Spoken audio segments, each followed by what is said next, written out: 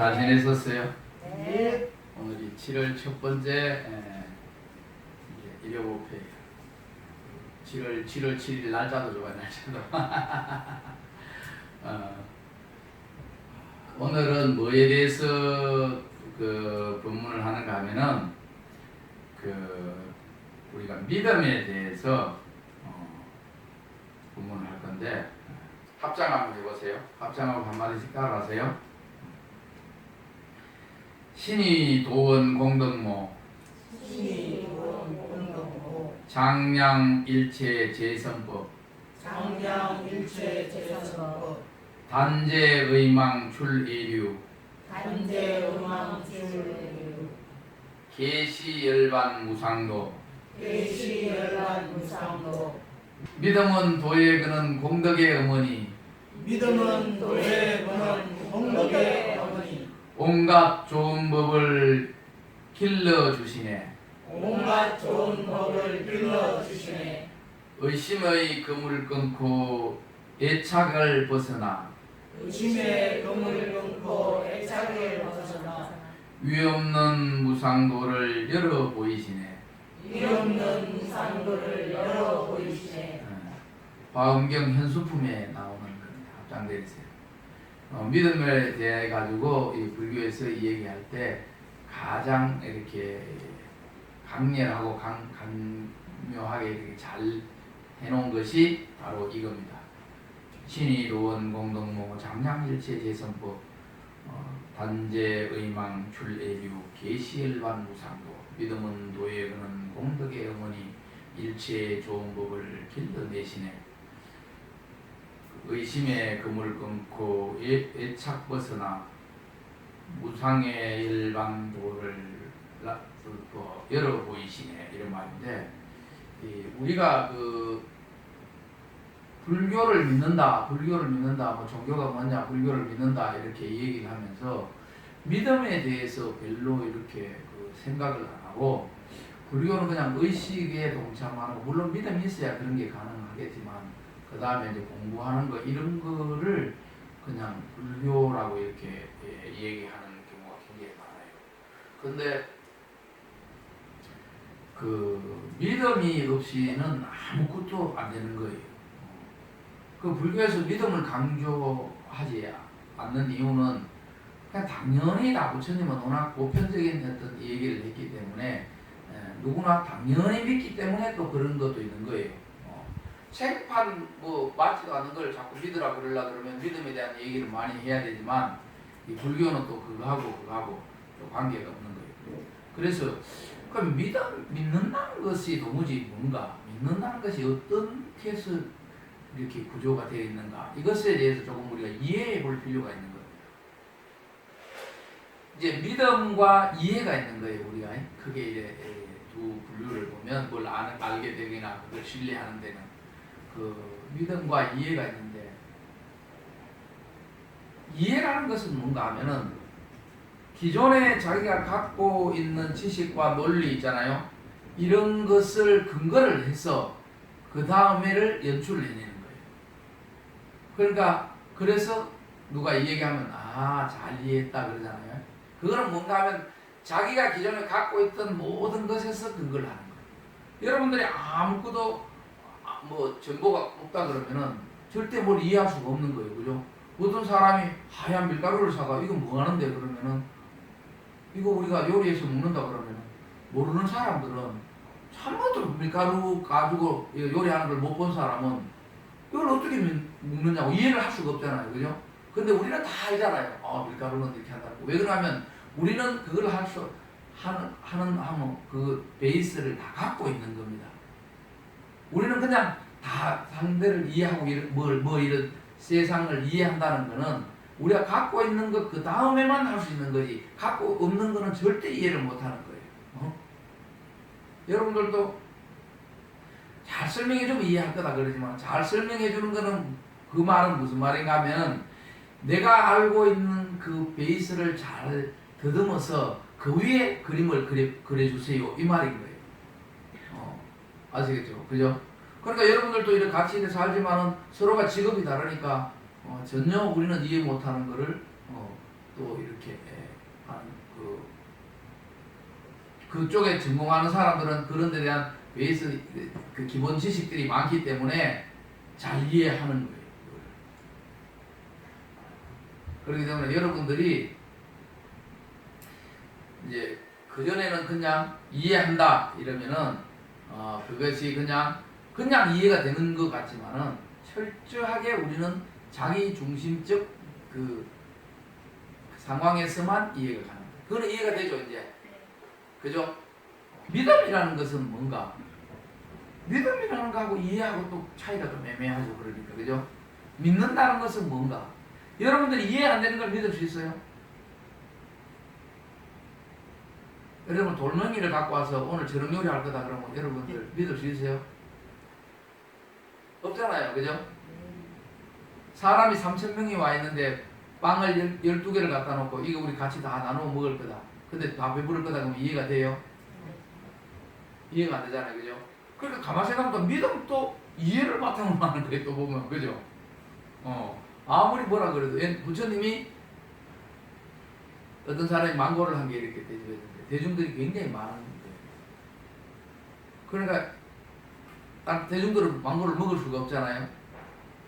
그러니까 망고를 부처님이 안 드시고 거기 심으라고 그 자리에서 심었는데 금방 자라나가지고 망고가 엄청 많이 열려가 대중들이 다 먹은 그 기원정사 옆에 그 망고동산의 기적이 있거든요. 우리가 알고 있는 것만 믿는 거예요. 절대 안 믿는 거예요. 절대. 목숨을 끊었으면 끊었지 안 믿는 거예요. 그냥 차라리 안 믿고 죽는 거예요. 여러분 믿고 오래 살래 안 믿고 죽을래 그러면은 말은 오래 살 겁니다. 그러지만은 안 믿어요. 그 거꾸로 생각하면 뭔가 하면은 믿으면 오래 영원히 살 수 있다 그래도 안 믿는 거예요. 왜 그런가? 왜 안 믿겠어요? 믿으면 안 죽고 영원히 살 수 있다 그러면은 여러분들 믿겠어요? 아니요. 믿고 싶지만 믿겨지지가 않는 걸 어떻게 믿나고 하잖아요. 그죠? 이게 참 그러면은 우리가 이제 불교를 공부할 때 어떻게 믿음의 문으로 열고 들어가야 되는가? 이게 굉장히 중요한 거예요. 이게 그냥 보통 우리가 그냥 요즘 생각하니까 그냥 불교는 그냥 와서 그냥 예불만 열심히 하고 불공만 열심히 하면 되는 것 같지만은 신라 시대 때도 이 문제가 굉장히 중요했고 그 원효 스님이 1200년 전이잖아요. 그때 그 마명 스님이 지었던 대성기신론이라는 그거를 번역을 하게 됐어요. 그 해석을 주석서를 달았죠. 그런데 대성기신론은 또 인도 스님인데 그걸 뭐에 대해서 써놨는가 하면은 글자 그대로입니다. 대성 불자들이 기신 일으킨다 그러잖아요. 기상한다 그럴 때 기자고 기신 믿음을 일으키는 논문이거든요. 논문. 어떻게 하면 이 대성 불자들이 우리 이제 대성 불교가 막 할 때 어떻게 해서 믿음을 일으킬 수 있을까? 이것에 대해서 논문을 써놓은 거예요. 그 당시도 그러니까 이게 참 굉장히 중요한 거고 헷갈린 거예요. 그런데 이 원효스님이 뭐 연불만 하면 된다, 아미타불만 하면 된다 이렇게 했지만 원효스님이 사람들에게 어떻게 하면 믿음을 이룰 수 있을까? 이게 굉장히 중요한 책이다. 이래가지고 그거를 너무 어렵다고 해설서를 쓴 거예요. 그래서 그게 워낙 유명해서 모든 사람들이 대성기신론을 봤다 이러면은 대성기신론 원본을 본 것이 아니고 원효스님의 해설서를 봤다 이 말입니다. 그거는 우리나라뿐만 아니라 일본, 중국 전부 다 거꾸로 전부 그 기신론 그 어떻게 하면 믿음을 일으킬 수 있을까 거기에 대해서 굉장히 논조를 잘 써놨는 거예요. 여러분들 한번 읽어보고 싶겠죠? 그래서 그걸 딱 읽어보고 이제 여러분들도 그런 원효스님이 이끌어주신 그 길로 해서 큰 믿음을 일으키고 싶잖아요. 그죠? 근데 이 경기라는 게 그런 거예요. 대성기신론 원본을 보면 좀 이해할 듯해요. 근데 원효스님 해설서를 보면 깜깜해버려요. 이게 도무지 무슨 말인지 세상에 뭐 이런 글이 다 있나 이렇게 오히려 더 어려운 거예요. 그럼 어떻게 해야 되겠어요? 그래서 이제 성원 스님 같은 사람이 있는 거예요. 그걸 또 쉽게 풀어줘가지고 이해를 할 수밖에 없는 거예요. 대성기신론 굉장히 복잡해요.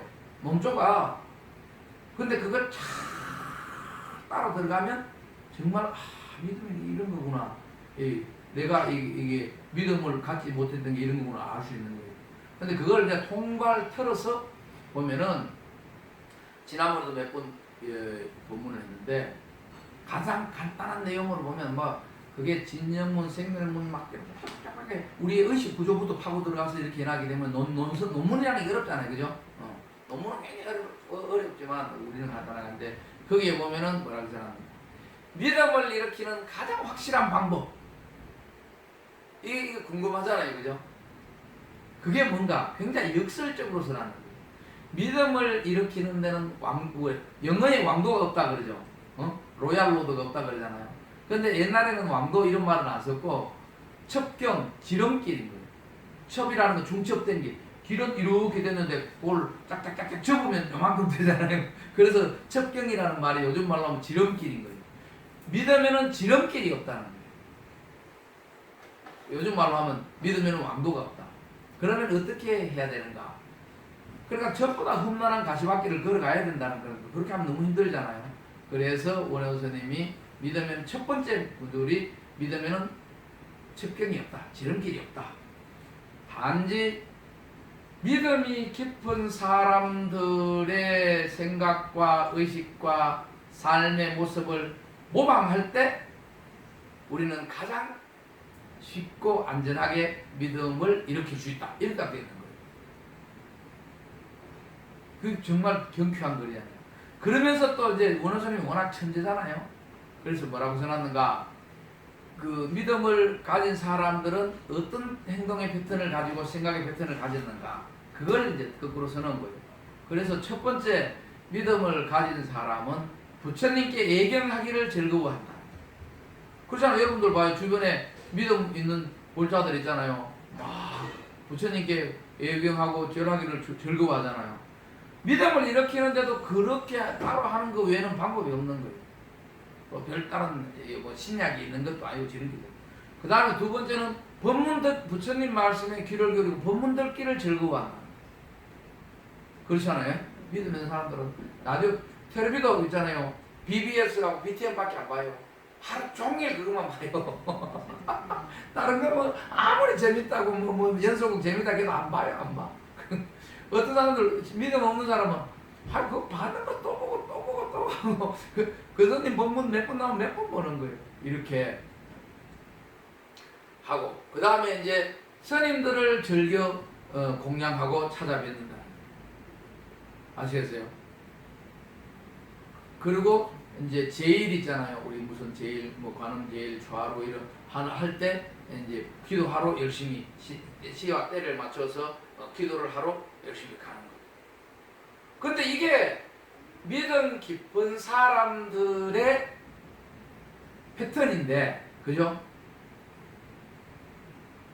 믿음을 일으키는 데는 별다른 방법이 없고 그런 사람들 같이 따로 해야 된다는 거예요. 해야 된다는 거예요. 아시겠어요?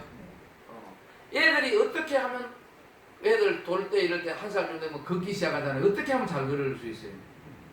잘 걷는 어른들 자꾸 따라가다 보면 잘 걷는 거예요. 방법이 없는 거예요. 무슨 신통한 무슨 걷기 무슨 법칙이 있어가지고 어린이들한테 가르칠 때, 그죠? 그냥 어른들 걷듯이 자꾸 걷다 보면 이제 달리기 선수도 되고 잘 걷는 거예요. 그렇기 때문에 절대 사람들 믿음 없으면서 진짜 저 보살님은 진짜 어떻게 저렇게 신심이 있는지 모르겠다고 막 옷도 막 하얀 옷 빳빳하게 다려가지고 가가지고 탁 본문도고 막 그렇게 하면은 진짜 저 보살 진짜 참 부럽다 이까지만 그거를 될 수 있는 방법은 그런 행동을 자꾸 하니까 하는 거지. 그 스님도 그 보살도 어느 날부터 갑자기 믿음이 깊어져가지고 어느 날부터 그냥 아무도 안 하는 게 아닌 거예요. 아시겠죠? 그 믿음이라는 것이 이게 근데 이제 그걸 이제 다시 이제 분석해 보면 아까 왜 이해와 믿음이 있었잖아요. 거기서 뭐 이해는 우리의 지식과 경험에 의해서만 다음 거를 알 수 있는 거예요. 그러니까 근데 믿음은 어떻게 하느냐? 우리가 갖고 있는 이 지식 위에서 삼는 게 아닌 거예요. 믿음은 구조가 좀 달라. 아시겠어요? 그 전에 자기가 갖고 있는 거는 이런데 믿음은 이쪽 방향으로 올라가는 거예요. 그럼 그거는 그럼 어떻게 접근해가지고 믿어야 될까? 제주도가 한 몇 년 전에 땅값이 엄청 올랐잖아요. 서귀포, 그죠? 근데 내 아는 사람이 와가지고, 아, 스님, 막, 형님이 자꾸 땅 팔아가지고 서울에 가서 뭘 저걸 한다는데 어떻게 해야 될지 모르겠다는 거예요. 그래가지고, 제주도에 땅값이 많이 오를 텐데? 그러니까, 막 형님이 막 지금 자기 아버지로부터 지금 여기 뭐야, 뭐지, 유산으로 물러받은지, 받은지 지금 뭐 15년, 20년이 다 돼 가는데, 맨 그 꼬라지 한다 그러면서 땅 팔아가지고 서울에 가서 장사를 한다는 거예요. 그러니까 이제 형님도 알아가지고, 이거 요새 땅값 많이 오른다는데 뭐 특별한 거 아니면 그냥 땅을 갖고 있는 게 안 낫겠어요? 이렇게 하니까, 뭐 그게 아니라 서울에 가서 장사를 해야 된다. 그럼 너무 극하니까 이제 동생은 안 팔라고 형은 팔라고 이제 자꾸 싸움이 거는 거예요. 그래서 어쩔 수 없이 그러면은 이제 형 거를 동생이 사는 거로 해가지고 그렇게 하락했네. 그 이제 동생은 이제 막 돈도 없는 데서 막 형님 팔긴 안 깎고 해가지고 끼로 산 거예요. 그래서 샀는데 이제 한 4, 5년 지나니까 어떻게 됐는가? 뭐 세상에 사업이라는 게 그렇잖아요. 다 땅파리가 장사하면 다 잘 될 것 같지만 그것도 잘 안 돼가지고 이제 형님은 이제 다 깔아놓고 가지고 가게를 다시 접고 난리를 났는데, 동생은 이제 그 땅이 뭐 10배가 올라고 10배가 진짜 10배가 올라온 거예요. 그러니까 이제 이런 거를 볼 때 이제 우리가 방법이 두 가지 길이 있는 거예요. 하나는 지식으로, 그죠? 자기의 경험과 이런 거를 바탕으로 이해를 해서 다음을 결정하는 거고, 한 사람은 그냥 자기도 뭐 다 모르잖아요. 그렇지만 뭐 스님도 야 요새 땅값 많이 오른다 그러고, 주변에 자기 아는 사람들도 많이 오른다 그러고, 자기도 뭐 친구 부동산 하는 친구들도 모르고, 야 땅값 오를 건데 많이 오를 건데 이렇게 하니까 그냥 자기는 모르는 거예요. 왜 오를지, 땅이 진짜 오를지 이런 거 모르는 거예요. 그러지만 자기가 생각해도 15년 동안 안 올랐는데 왜 오를지 모르는 거예요. 그렇지만 믿고 그냥 한 거예요. 그죠? 그러니까 이게 이제 결론적으로 이제 땅이 마치 올라서 이제 그래 됐는데, 여기서 이제 딱 뭐 무조건 믿고 하면 땅값 오르는데 돈 많이 벌고, 안 믿고 하면 망하는 것이, 이런 것을 이해하려고 하는 것이 아니고, 문제는 그 구조를 알아야 되는 거예요.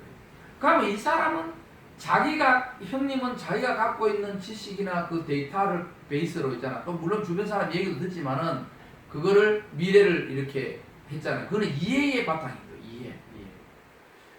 그런데 이제 동생은 자기는 잘 모르지만 주변에 어떤 자기의 아는 사람과 그룹들 있잖아요. 네, 자기를 어드바이스 해주는 그 조언을 해주는 사람들의 그거를 의탁해서 믿는 거예요.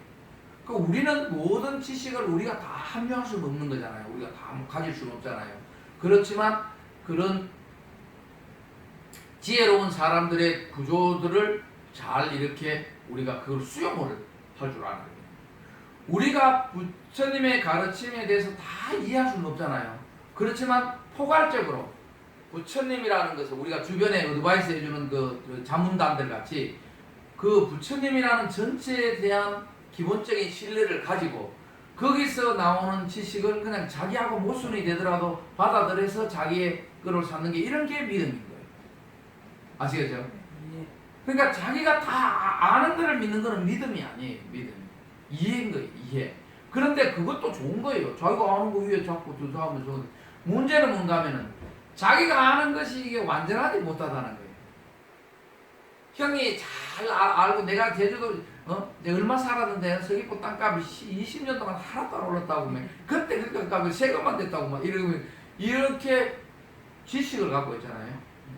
그런데 이런 이제 그 자기의 데이터를 가지고 다음을 알면 좋긴 한데, 자기께 모순에 걸릴 때는 이건 답이 없는 거예요. 그런데 이제 우리는 뭐에 이제 이거는 이제 부동산 같은 경우는 이제 자기 경험도 중요하겠지만은, 죽고 사는 문제는 우리가 아무런 경험을 해볼 수가 없는 거예요.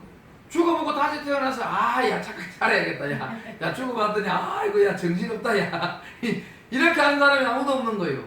이건 진짜 한 번에 결정해야 되기 때문에 자기가 갖고 있는 지식으로 그걸 이해를 해야 될 건가. 지식은 물론 이제 이론의 바탕도 있지만 경험이 많은 지식을 갖고 오잖아요, 그죠? 막 여름에 막 뛰어가니까 너무 덥더라야 막 미리 일찍 가가지고 좀 시원한 법당에 좀 있어야 예불할 때 쾌적하다. 이런 거는 경험해보지 않으면은 잘 모르는 거잖아요. 경험과 기존에 있던 지식을 바탕으로만 다음 이해할 수 있는데 경험을 해볼 수 없는 그 일들은 어떻게 해야 되는가? 이게 문제인 거잖아요. 인생은 누구나 죽음을 경험해 볼 수 없고 내일에 가볼 수 없는 거예요. 이거는 세상에 아무리 뛰어난 사람도 죽어보고 다시 와서 우리에게 인생에 대해서 죽음에 대해서 강의를 하지 않는단 말이에요. 그죠? 그렇기 때문에 우리는 이 믿음을 바탕으로 할 수밖에 없는 거예요. 그래서 부처님에 대한 기본적인 팩터들을 부처님의 삶이나 이때까지 했는데 이들을 쫙 밀어볼 때 이 사람은 절대 우리를 험한 길로 이끌어가지 않겠다는 수가 있겠다. 그래서 그분을 믿고 그분의 가르침을 따라 살아가는 거예요. 에? 그러나 그러면 어떤 고통이 따르는가? 우리가 기존에 갖고 있던 지식의 나부랑니에 대한 거부가 있어야 돼요. 그래서 청법가의 예린년을 잊어서 해야 된다고 그렇게 강조를 하는 거예요.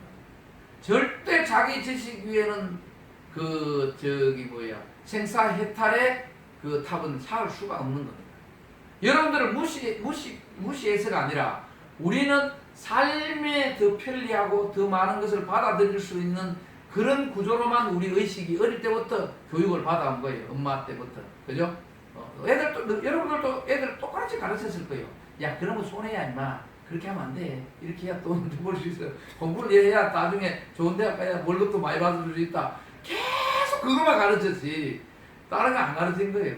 근데 그게 어릴 때 한두 살 때 한번 다 왔는데 처음에 백지 같은 상태에서 그렇게 가르쳤기 때문에 이건 안 바뀌는 거예요. 그래서 그 고통을 우리가 우리 거를 버려야 되는 거예요. 근데 그거를 안 버려진단 말이에요. 우리는 전부 우리의 지식은 손님이 그러니까 그렇게 해봐야 되겠다 이런 생각 안 하는 거예요. 여러분들도 절 좋죠. 우리 배미라고 사람도 막 너무 좋아가지고 하지만 그럼 손님 되세요. 그러면 조금 그렇지 않아요. 애들도 있고 애 낳고 출가한 사람들도 많고 부처님도 애 낳고 출가했고 가정을 뿌리고 다 했어요. 식당도 해야 돼. 식당 때문에 출가 못한 사람 많고 우리 해능 스님은 장작을 해가지고 그걸 시장에 팔아서 노무를 공양하고 있었어요. 그런데 업무소주 이생기심이라는 금강경 그 한 구절을 듣고 그날로 딱 이걸 해봐야 되겠다 싶어서 어머니께 이 얘기를 하고 내가 장작을 잔뜩 사놓고 이거 다 떨어지면 엄마가 알아서 뭐 어떻게든 먹고 사세요. 나는 갑니다. 그러고 가신 거예요. 아시겠어요? 세상에 주변의 사람들은 모두 완벽하게 해놓고 출가한 사람은 단 한 명도 없는 거예요. 저도 마찬가지예요. 저도 해인사 가서 공부를 하면서 내가 철저히 느낀 게 그때 뭘 생각해봤는가. 내하고 제일 친한 사람들을 다 떠올려봤어요. 왜 떠올렸는가? 그 사람들을 이 출가의 길로 이끌어야 되겠다. 이래 좋은데 지금 그 사람들이 내가 친하고 아끼는 동생은 보니까 결혼해버렸고 내 아는 사람들이 뭐 다 결혼해버리고 친구들도 다 결혼해버리고 가정까지 버리라고 진짜 하기는 그렇고 진짜 누가 출가를 시킬 사람 없을까 막 엄청 생각해보는 거예요. 그러니까 나는 그럼 또 어떻게 출가했는가? 내가 예를 들면 뭐 금강경을 다 보고 뭐 경전을 다 보고 신심이 나서 출가한 거 아닌 거예요. 어느 날 밤에 딱 하루 지하철을 타고 퇴근하면서 생각하니까 부처님은 왜 많은 사람들한테 출가하라고 그랬을까? 그게 갑자기 의심스러운 거예요. 왜 이렇게 불자 생활을 하고 하면 좋은데 부처님 왜 자꾸 사람들한테 출가하라고 그랬지? 막 의심스럽더라고요. 그때는 막 생각이 좀 집요한 게 있어가지고 한 일주일간 계속 그 생각했는데 부처님은 왜 출가하라고 그랬을까? 그때 뭐 불교에 대한 지식도 별로 없고 하니까 그러다가 어느 날 아침에 그게 화두같이 잡힌 거예요. 생각하다가 아침에 눈을 탁 떠가지고 천정을 탁 보니까 딱 생각나는 것이 뭔가, 맞아, 부처님은 훌륭하신 분이고 우리를 훌륭한 곳으로 이끌어줄 사람이 틀림없는데, 부처님이 왜 출가하라고 했는지 그거를 알 필요는 없고, 부처님이 출가하라고 했으니까 그냥 출가를 해보자. 나는 딱 출가, 진짜 이거 정확하게 얘기하면 딱 그거예요. 딱 아침에 눈을 뜨니까 그래, 맞아. 뭐 이유를 알 필요도 없고, 부처님이 출가를 하라고 했고 많은 사람이 권유를 했고 출가를 젊은 사람들에게 그 당시에도 있잖아요, 했기 때문에 일단 부처님 말 믿고 출가를 하자. 그 다음에 문제는 그 다음 문제다. 딱 그거 생각하기 뿐이었어요. 그래서 그날로 바로 회사에 사표 내고 딱 출가를 한 거예요. 그리고 뭐 그 생각 외에는 뭐 누가 뭐라 그래도 아무리 얘기해도 들리지가 않는 거예요. 부처님이 출가하라고 그랬으니까 나는 출가를 한다 이거예요. 뭐 그 이유가 없는 거, 이유가. 여러분들 지금 생각하면 그 좀 답이 안 되잖아요, 답이. 근데 저는 딱 그거 왜 그래서 사람들이 스몰스님 왜 출가했나, 출가 동기가 뭔가 그런데, 동기는 부처님이 출가하라고 권유했고 나는 부처님이 정말 나쁘게 우리를 이끌지는 않았을 거다, 이렇게 딱 생각하고 그냥 출가를 한 거예요. 그냥. 그거는 나의 기존의 어떤 지식하고는 전혀 관계없는 내용이에요. 근데 지금 현재까지 나는 한 번도 후회해 본 적도 없고, 거기에 대한 출가에 대한 삶에 대해서 행복한 거예요. 출가해서 너무너무 행복해가지고, 내가 본래는 이 세상에서 제일 행복한 삶은 성원 이렇게 안 써. 그런 건 출가 전에는 뭐 세상에서 제일 행복한 번호종 이렇게 적을 수가 없잖아요. 그런 건 안 적고, 이렇게 이제 글을 막 쓰고 이런 걸 좋아해가지고 항상 나에 대한 타이틀적 수식어가 있었어요. 그래서 출가 전에는 내 그 이름 앞에 뭐라고 썼는가 하면은 20세기 최후 마지막 낭만주의자 이래가지고 이랬고, 이제 권오종 이렇게 쓴 거예요. 친구들한테 뭐 편지 쓸 때도 항상 20세기 마지막 낭만주의자 권오종 이렇게 쓴 거예요. 그 낭만주의자가 된 거는 내가 무슨 낭만주의에 대해서 잘 몰랐어요. 근데 어느 날 이렇게 보니까 낭만주의가 뭔지를 모르겠어요. 낭만주의가. 여러분들도 낭만주의 뭐 이렇게 하니까 그냥 낭만이라는 로맨틱이라는 단어에만 집착하지 낭만주의가 뭔지 잘 모르잖아요.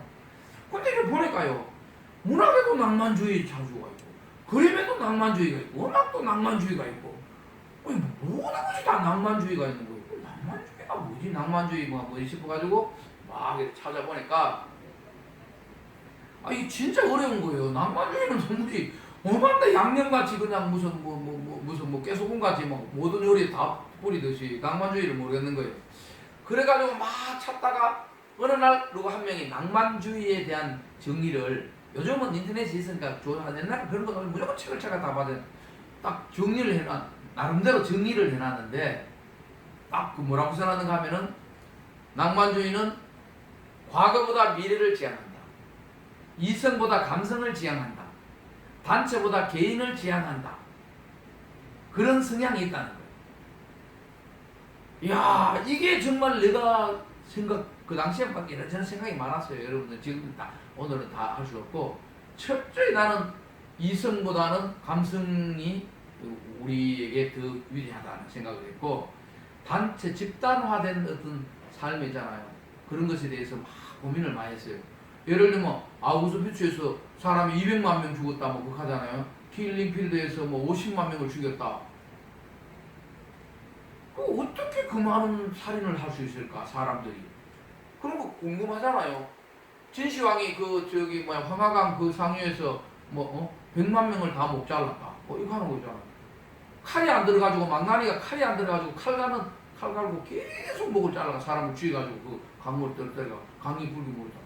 어떻게 사람을 저렇게 죽일 수 있을까? 이런 생각을, 그런 이제 또 복잡한 생각을 그때 이제 대학교 들어가자마자 고민을 하다가, 이거는 사람들이 이성이라는 무기로 사람을 교육시키는 겁니다.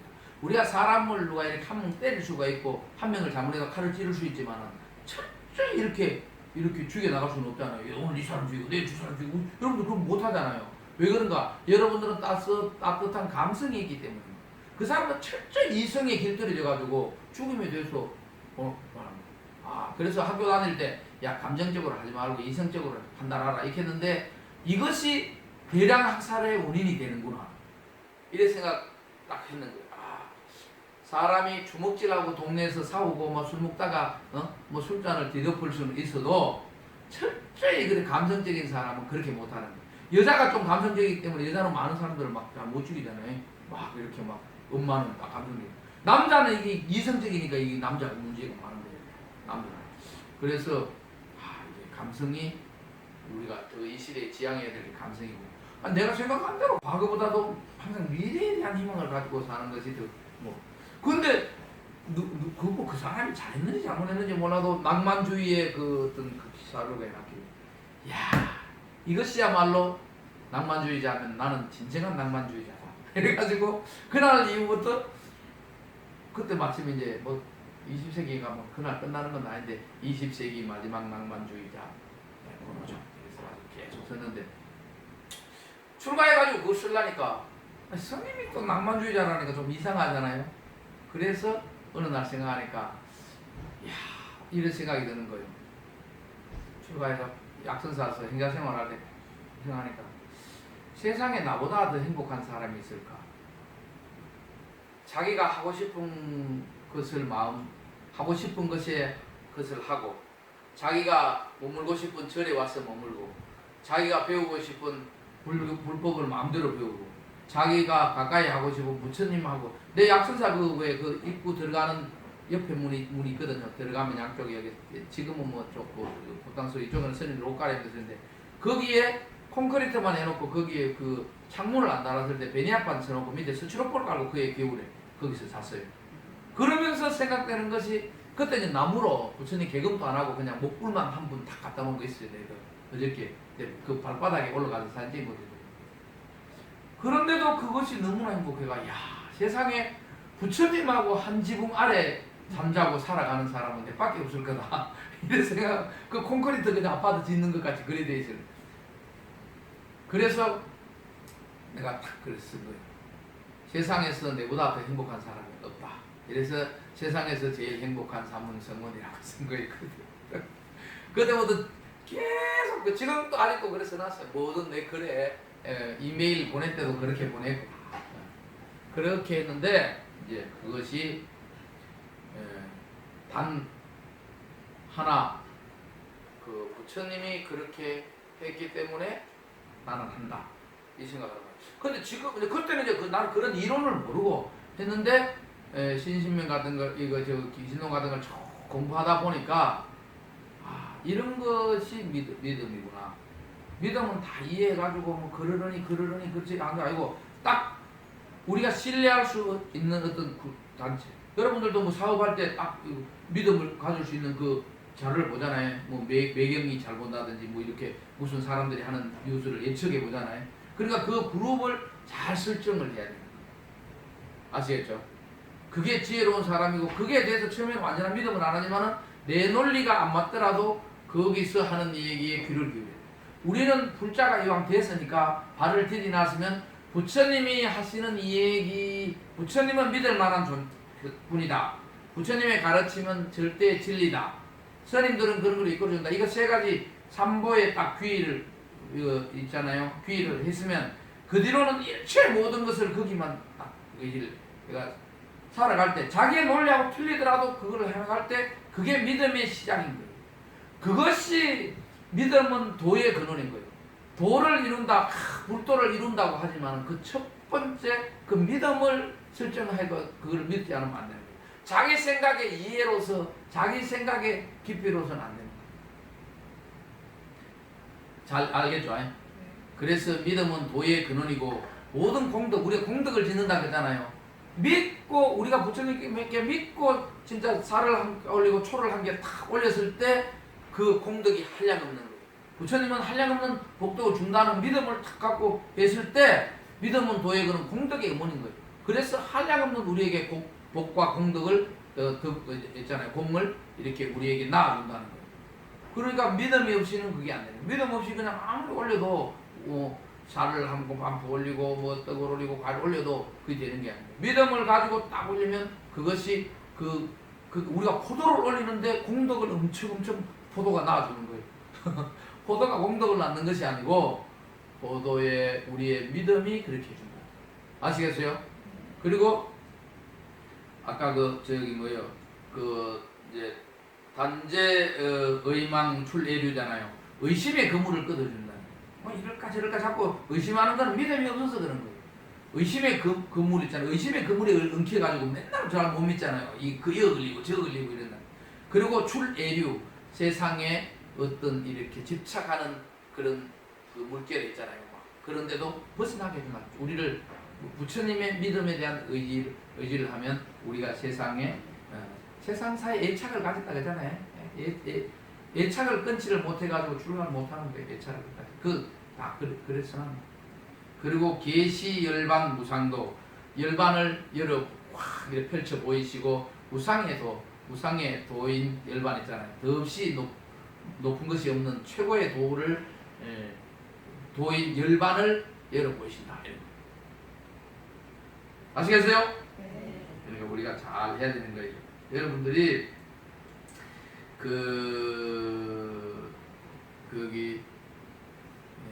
믿음에 대해 가지고 또 자기의 그거에 대해서 성원 스님이 자꾸 떠드는 것 에린년을 잊어서 끊는 걸 자꾸 하는 것 같지만은 그게 그렇지 않아요.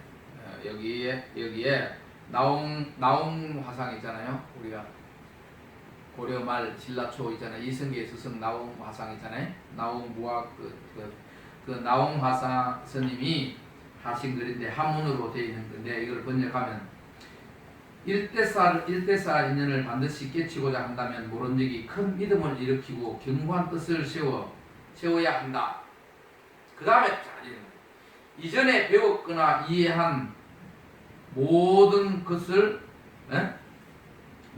따르지 않고 부처님과 법에 대한 견해를 바탕으로 이전에 있었던 모든 그 지식이나 이런 거 있잖아요, 그죠? 이전에 배웠거나 이해한 모든 것은 부처님의 법에 대한 견해를 바탕으로 빗자루질로 바다 속에 쓸어 없애고 더 이상 들먹거리지 말아야 한다. 이게 나옹 스님이 써놓은 거예요.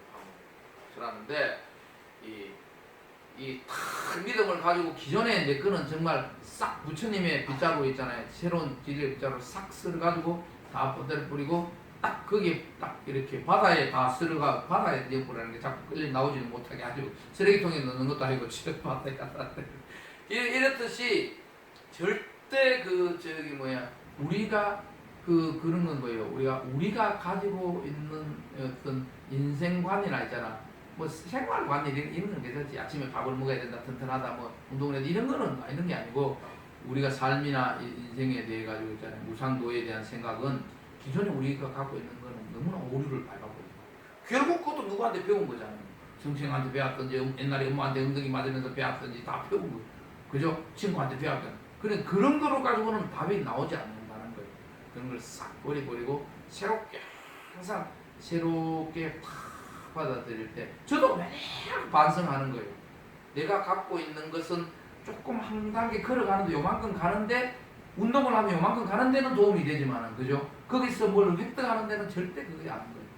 그렇기 때문에 저도 마찬가지고 여러분들도 마찬가지고 믿음을 가지고 이 한 발자국 있잖아요. 자기에게 집착을 하면 아무것도 못하는 거예요. 그거는 믿음도 아닌 거예요. 자기에 대한 철저히 부정, 이걸 탁 해줘야 돼요. 나는 그래서 그 참여라는 게 그런 거예요. 나의 이때까지의 삶에 대해서 항상 부정하는 것이 참여잖아요. 내 잘 아는데 참여가 됩니까? 내가 뭘 했는데 누가 주라라니까 참여하라니까 뭐 잘못했는데 참여합니까? 참여가 안 되는 거예요. 자기가 이때까지 알아온 지식에 대한 참여가 있거든요. 요즘 내가 백발 참여도 별로 안 한다. 감사합니다. 예불대 참여문 있잖아요. 내가 지금 참여하는 것은 그냥 단순한 지식을 얻기 위한 참여가 아니다. 그 써놨잖아요. 그거를 아름답게 딱 우리말로 번역해가지고 좀 사람들이 즐겁게 번역해가지고 그리고 부처님께 절하는 거 참인 거예요. 절하는 게 뭐 나무에 참여합니다. 뭐 바람결에 참여합니다. 뭐 이웃에 뭐 꽃에 뭐 감사합니다. 그 앞으로 그런 거 좀 하지 마세요.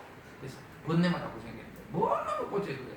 부처님께 어디 귀하고 귀와 참여하는 거예요. 그죠? 귀가 참여인 거예요.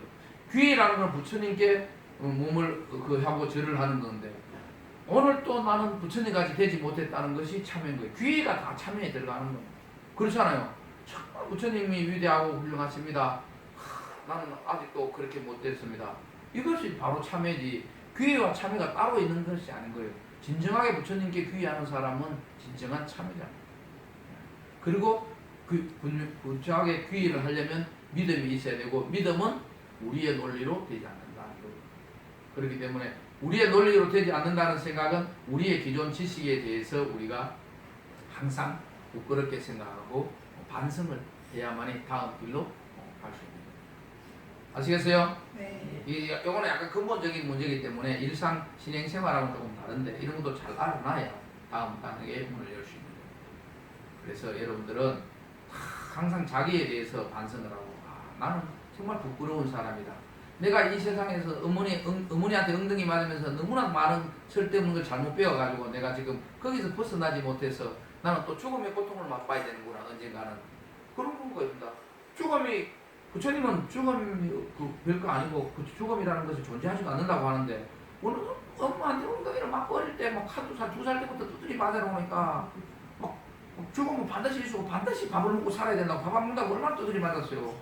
그러니까 자꾸 맞다 보니까 삶과 죽음은 절대 영원히 불변같이 우리 머릿속에 잡혀보니까 우리 죽음을 벗어나지 못하고 죽음을 반드시 고통이 오는 거예요. 근데 부처님의 길은 생사를 넘어서는 길을 가르쳐주고 있으니까 우리가 엄마한테 맞으면서 얻었던 지식에는 없다는 거예요. 그게 참 우리가 아파하고 결국은 자기를 부정해요. 아시겠어요? 여러분들을 부정해서 여러분들이 아무것도 아니라가 아니라 여러분들이 철저히 자기를 참여하고 부정을 할 때 오는 그 절대 불멸의 진리를 우리는 이해를 하고 거기에 위해서 항상 스스로를 참여하고 부정하고 이렇게 그게 가장 좋은 것이 애견입니다. 부처님께 절을 하면서 자기가 높으면 절을 못하거든요. 아시겠죠? 네. 오늘 우리는 이렇게 열심히 공부를 잘한 덕분에 세상에서 제일 맛있는 우리밀 밀가루 수제비를 먹을 수 있을 겁니다.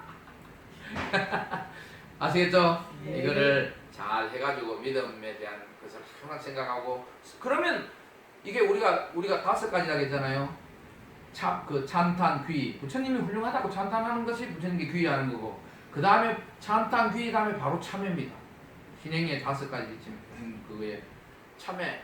오늘 또 부처님같이 우리도 부처님같이 오늘 또 부처님같이 못했다는 그것에 대한 끊임없는 참회 부끄러움 있잖아요. 오늘 또 부처님 말씀을 온전히 받아들이지 못했다는 그 참회.